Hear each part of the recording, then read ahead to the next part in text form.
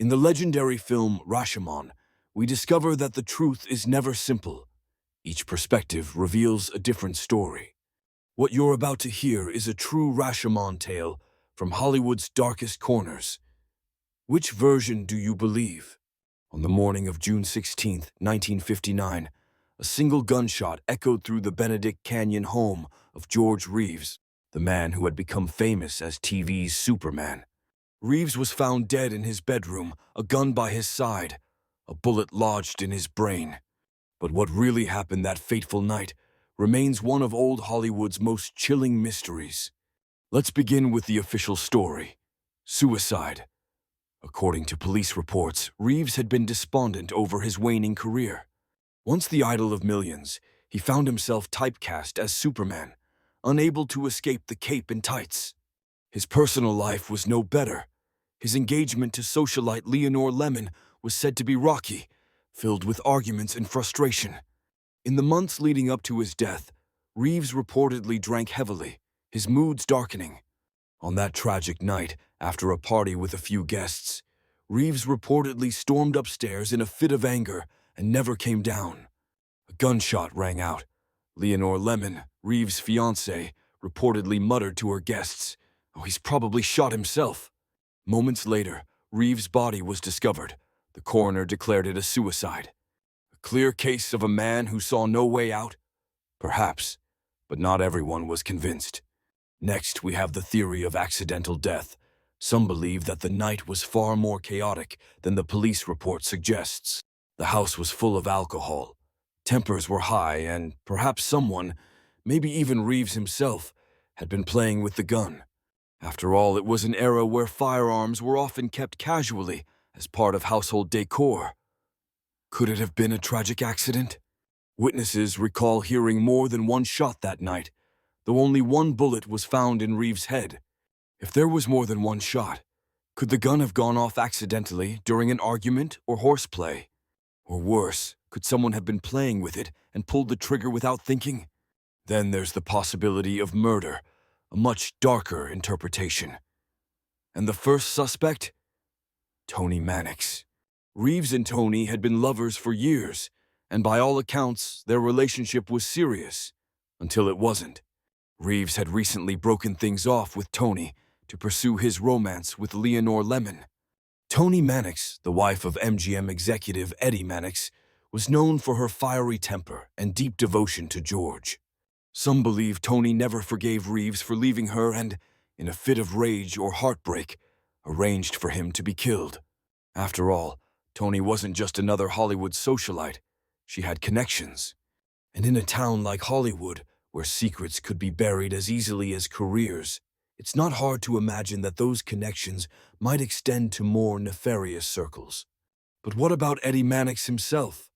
Known as MGM's fixer, Eddie Mannix had deep ties to the underworld. He was the man who cleaned up the studio's messes, from hushed-up affairs to more serious crimes.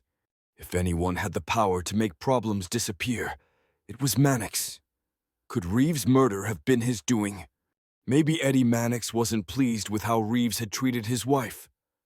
Maybe he wanted to send a message, either to Reeves or to anyone who might dare cross him in the future.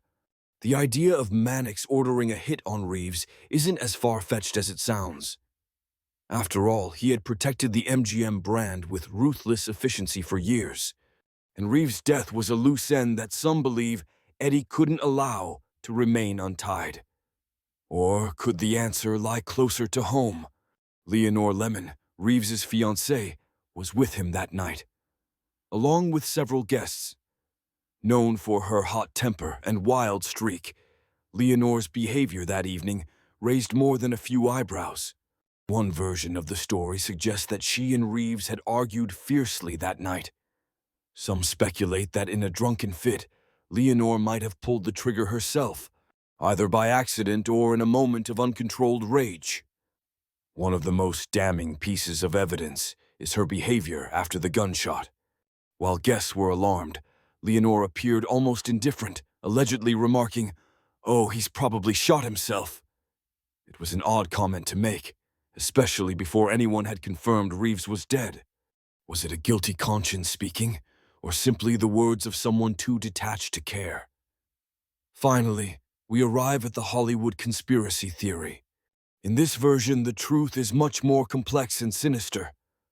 Reeves' death was not a suicide, nor was it a simple crime of passion. Instead, it was part of a larger cover-up, orchestrated by the powerful figures of Hollywood, people like Eddie Mannix and his network of influential friends. The theory goes that Reeves' relationship with Tony Mannix had made him a threat to MGM's carefully controlled public image. Perhaps Reeves had threatened to expose the affair or Tony's dark secrets.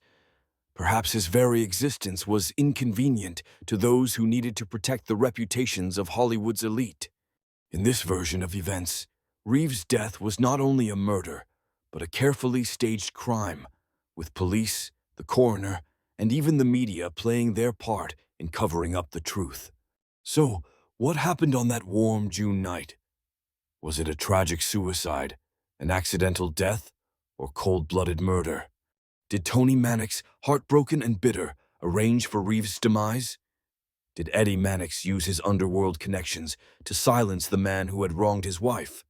Or was Leonore Lemon, caught in a whirlwind of alcohol and anger, responsible for pulling the trigger? In the end, much like in Rashomon, the truth remains elusive. Every theory is compelling, every piece of evidence open to interpretation. Each witness, each player in the drama, tells their own version of what happened. And as with all great Hollywood scandals, the truth may never be known. So, what do you believe?